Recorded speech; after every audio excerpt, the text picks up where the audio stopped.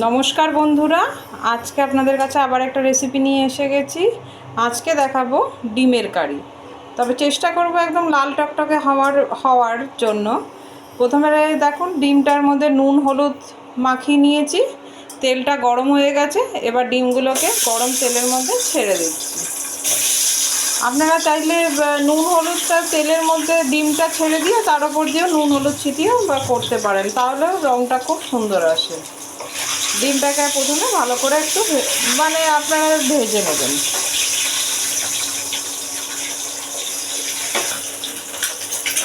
এই যে ডিমটা ভাজা ভাজা হয়ে গেছে, এবার ডিমটাকে আমরা তুলে রেখে দিলাম। ডিমটা তুলে রাখার পর আমরা এই গরম তেলটার মধ্যে এই যে এখানে রাখা আছে দেখুন, তেজপাতা, শুকনো লঙ্কা দিলে শুকনো লঙ্কা দেবেন, কাঁচা লঙ্কা দিলে কাঁচা লঙ্কা ফোড়নে দেবেন, আর হচ্ছে পেঁয়াজ ছিল, সেই পেঁয়াজটা আমরা দিয়ে দেবো। পেঁয়াজটা দিয়ে কিছুক্ষণ আবার ভাজা হলে তারপর টমেটোটা দেবো। পেঁয়াজ আর টমেটো আমরা একসঙ্গে দেব না, কারণ পেঁয়াজ আর টমেটো যদি আমরা একসঙ্গে দিই তাহলে পেঁয়াজটা ঠিক ভাজা হবে না। সেই জন্য পেঁয়াজটা একটু ভাজা হয়ে যাওয়ার পর আমরা টমেটোটা দেব।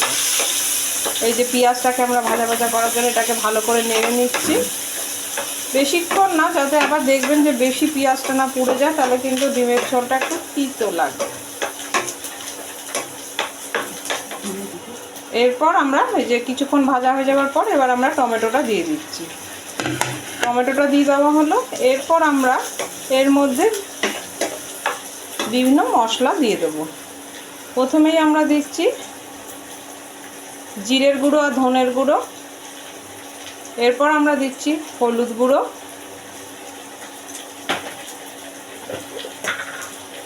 এবার দিচ্ছি স্বাদ মতো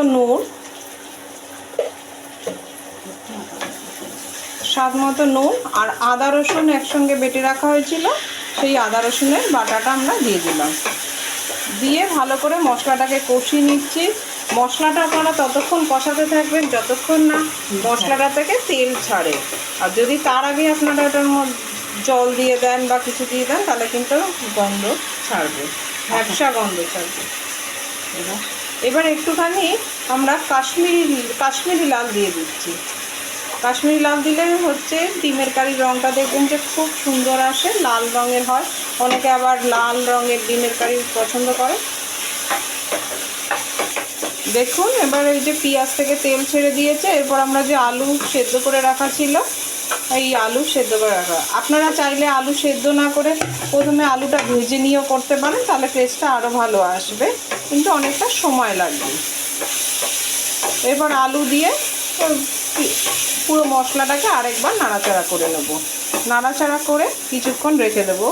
আবার ডিমটাও দিয়ে দিচ্ছি, ডিমটা দিয়ে একসঙ্গে নাড়াচাড়া করে নিচ্ছি।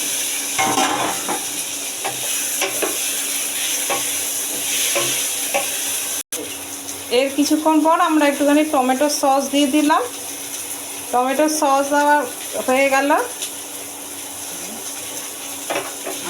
এবার আবার একটুখানি কষিয়ে নেব। আবার কিছুক্ষণ একটু কষিয়ে নিচ্ছি। এবার আমরা কিছুটা জল দিয়ে দিলাম। জল দিয়ে কিছুক্ষণ এবার এটাকে ফুটতে দিয়ে দিলাম। ফোটার জন্য আমরা এবার কিছুক্ষণ রেখে দেবো। ঢাকনিটা চাপা দিয়ে দেবো। ঢাকনিটা চাপা দিয়ে আপনারা কিছুক্ষণ এবার এটাকে ফোটার জন্য রেখে দেবেন। এই যে 2-3 মিনিট পর আমরা ঢাকনাটা খুলে নিচ্ছি। আমাদের দেখুন ডিমের কারি রেডি। ডিমের কারি রেডি।